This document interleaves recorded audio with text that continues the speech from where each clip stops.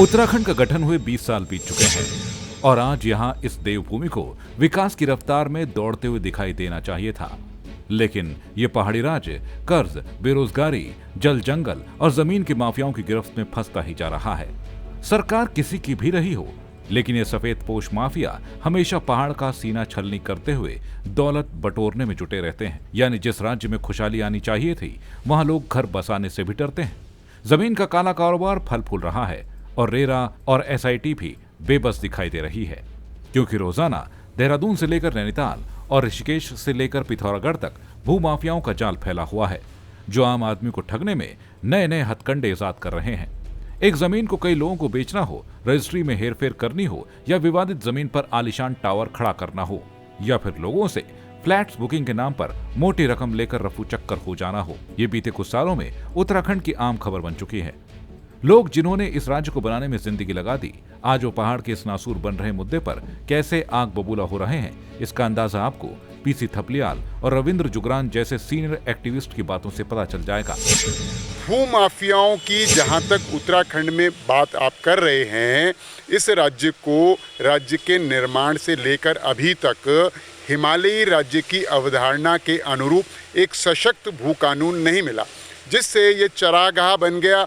जो चाहे आ रहा है, जो चाहे जितनी ज़मीन खरीद रहा है, और कभी कोई कानून बना भी तो उसमें बहुत लूपहोल्स रहे, उसमें बहुत खामियां रही, तो वो उन खामियों को बड़ी आसानी से सिस्टम में जो करप्शन है उसके साथ मिलकर जो बड़े भूमाफिया हैं वो उसको अपने हित में करा लेते हैं।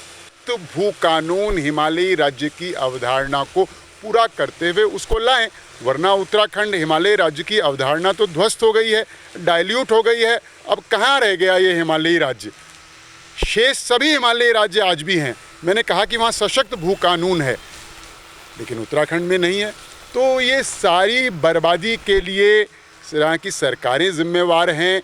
सरकारें जब सशक्त इच्छा शक्ति के अभाव में फिर सिस्टम के अंदर नौकरशाही, पुलिस व्यवस्था, ये सब भी जो हैं वो लचर हो जाती हैं, शिथिल हो जाती हैं, फिर वो भी इसका लाभ उठाती हैं और भूमाफियाओं को ब्यूरोक्रेसी और पुलिस के संरक्षण में ही काम करने का खुला अवसर मिल जाता है। देखिए, समय का जो तकाजा है, जब पृथक राज्य उत्तराखंड आंदोलन चल रहा था और हम यूपी के अधीन थे, तो माफियाओं का जो प्रभाव था वो थोड़ा कम इसलिए दिखता था क्योंकि यहाँ से नेता कम होते थे। लेकिन राज्य बनने के बाद जैसे हमारी 70 विधानसभाओं का निर्माण हुआ और नेताओं की एक बड़ी भारी फसल उत्तराखंड में पैदा हुई, तो उन नेताओं ने अपने साथ माफिया पालना शुरू किया। और हमने इस चीज़ को महसूस किया है कि जहां उत्तराखंड आंदोलन के टाइम पे हम आंदोलनकारियों की एक हनक होती थी उत्तराखंड में, वो आज ख़त्म हो चुकी है। हम बौने पड़ चुके हैं इन माफियाओं के कारण, क्योंकि हमारे नेताओं का और माफियाओं का जो गठबंधन उत्तराखंड की धरती पे बना है, यही हमारा विनाश का सर्वोपरि कारण है। यही कारण है। और इसी लिए मैं कहता हूं कि माफिया प्रस्त राजनीति के खिलाफ एक फिर से जन आंदोलन करने की ज़रूरत है, और उसके लिए हम रात दिन काम कर रहे हैं। क्योंकि आज कहीं भी आप देखिए, कोरोना काल में तो ये इतना बढ़ गया है कि पूरे देश के लोग अब उत्तराखंड में बसना चाहते हैं, और उसमें जो जितने बड़े माफिया, देखो हमारा उत्तराखंड जो चारों तरफ से ऐसे आपराधिक जिलों से कवर्ड है कि जहां पश्चिमी उत्तर प्रदेश की रिनोन एरिया है जो क्राइम के लिए, वहां उत्तराखंड की बॉर्डर लगी हुई है। आप बरेली से और पीलीभीत से हमारी कुमाऊं की बॉर्डर लगी हुई है। तो हम चारों ओर से घिरे हुए हैं, और चारों ओर से जो घिरे हुए हैं और उन लोगों को जो सह दे रहे हैं वो हमारे नेता दे रहे हैं। उत्तराखंड में जमीन से संबंधित अपराधों का जब हम मुद्दा उठाते हैं तो उसकी गहराई का पता चलता है, क्योंकि बीते कुछ ही सालों में इस खेल की रफ्तार बढ़ी है। साल 2014 में एसआईटी यानी विशेष जांच टीम का गठन हुआ था। तब से अब तक जमीन से संबंधित अपराधों की करीब 3240 शिकायतें मिल चुकी हैं। वहीं वर्ष 2016 में 1238, 2017 में 947 और वर्ष 2018 में करीब 518 शिकायतें सामने आई हैं। हालांकि बीते कुछ महीने कोरोना संकट की वजह से मौजूदा रिकॉर्ड कितना हो चुका है, इस पर आज भी काम जारी है। जब इस मुद्दे पर हमने पहाड़ के लोगों से बात की तो उन्होंने भी माना कि पहाड़ के जंगल और नदियों को घेरकर इन भूमाफियाओं ने सीमेंट की इमारत खड़ी कर दी है, जिससे उत्तराखंड की आबो हवा भी बर्बाद हो गई है। आज जो सरकार जो यहाँ पे बनी बैठी है और जो आज भी वर्तमान में चल रही है, जो कार्य सरकार कर रही है, जिस तरह जमीन को बेचना खरीदना जो चल रहा है, उन माफियों से पूरा उत्तराखंड तो त्रस्त है ही। इसमें खासकर जो आजकल जो महिलाएं हमारी उत्तराखंड की, वो भी अछूती नहीं है। जहाँ तक बेटी, हमारी बेटी बचाओ बेटी पढ़ाओ की हम बात करते हैं, हमारी जो नौनिहाल बेटियां हैं, गांव तक जहाँ इनके इलाके में कोई जा ही नहीं सकता था, वहाँ तक उन भू माफियों की तरह हमारे गुंडे लोग हमारे गांव तक पहुँच रहे हैं, जो हमारे गांव को जानते ही नहीं थे। आज मैं बताना चाहूँगी आपको कि उत्तराखंड की जो देवभूमि में गढ़वाल का आदमी कोई है ही नहीं। जितने भी बाहर से लोग आए हैं, आप कहीं भी जाइए, देहरादून की बात करूं मैं तो, ऋषिकेश से और मसूरी के नीचे तक की बात करें तो कहीं भी आप किसी कोठी पे नज़र मारिए, वो किसी गढ़वाली की नहीं होगी, वो किसी माफिया की होगी, खनन माफिया की होगी, बड़े आदमी की होगी, जो बाहर से यहाँ बसा होगा उसकी होगी।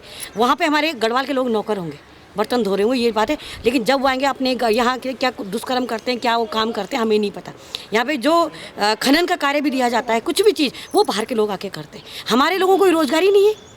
मैं बोलना चाहूँगी, मैं पौड़ी की बात करती हूँ, पौड़ी श्रीनगर में जो हमारे खनन के कार्य चलते हैं, पट्टे बनते हैं, तो पट्टे में इन लोगों को आवंटन किया जाता है जिनके पास पैसा है, जो बाहर से मोटे मोटे रकम देती है, वो अंदर जाके देते हैं। और उसके बाद हमारे लोगों, जो बच्चे हमारे जो बेरोजगार है, रोजगार करना चाहते हैं, कि हमारे यहाँ के लोग अपना रोजगार नहीं कर सकते। आज भी ये देहरादून जो है, ये सब माफियाओं तक सीमित रह गया, जो भी, क्योंकि 1-2 किलोमीटर में यूपी लग जाता है, यहाँ पे क्लाइम करके अपने भाग जाते हैं। और देहरादून जो कहीं से हमारा कहीं से कोई मांग नहीं थी देहरादून की, आज देहरादून जहाँ 1000 रुपये गज, 2000 रुपये गज कोई पूछ नहीं रहा था, यहाँ 30,000 रुपये गज, 50,000 रुपये गज। पहाड़ में हमारा एक खेत कटा, यहाँ से लेकर कम से कम 1 किलोमीटर 2 किलोमीटर, तो कितना मुआवजा मिल रहा है? 700 रुपये, 800 रुपये। तो ये जो है, ये फर्क दूर होना चाहिए इसका, इसीलिए तभी ये दूर होगा। ये शुरू से ही गलत हुआ। भू जैसे हिमाचल में है, वैसे ही भू कानून उत्तराखंड के अंदर लगता, तो उत्तराखंड आज बहुत, ये जो माफिया लोग बाहर से आ रहे हैं, ये बिल्कुल नहीं आते। आज भी अभी भी कुछ नहीं बिगड़ा। मैं जो भी सरकार में है उनसे, जैसे अस्थायी स्थायी की बात करें, स्थायी राजधानी गैरसैंण हो, तभी उत्तराखंड का विकास होगा। आज की तारीख में सबसे ज़्यादा आवश्यकता है कि उत्तराखंड की भूमि को बचाया जाए। अब आपने जो प्रश्न किया था कि कंक्रीट के जंगलों को खड़ा करना, कंक्रीट के भवनों को पहाड़ों में खोद के जिस तरीके से खनन चल रहा है, जिस तरीके से वो है खोद दिया गया है, ये अपने आप में एक दुखद प्रश्न है और सरकार को इसमें इंटरवीन करना चाहिए। उनको पॉलिसी लेवल पे जो इंटरवेंशन आना चाहिए कि हम alternative policy action plan, alternative economic plan क्या होना चाहिए, वो होना चाहिए। उत्तराखंड भले ही शांतवादियों के लिए पूरी दुनिया में जाना जाता हो, लेकिन भूमि कब्जे के मामलों पर कहीं न कहीं सफेद पोश और विभागीय संरक्षण भी रहा है। अक्सर ऐसा होता है, भूमाफिया खाली पड़ी जमीनों पर अपना कब्जा जमा लेते हैं, जबकि वो किसी की खरीदी गई जमीन होती है। जमीन से जुड़े मामलों को लेकर पुलिस भी काफी गंभीर नजर आती है। बावजूद इसके इन भूमि से जुड़े अपराधों पर लगाम नहीं लग पा रही है। उत्तराखंड भू संपदा नियामक प्राधिकरण यानी रेरा के चेयरमैन विष्णु कुमार का कहना है कि जमीन से संबंधित अपराधों के मामले में बढ़ोतरी आई है।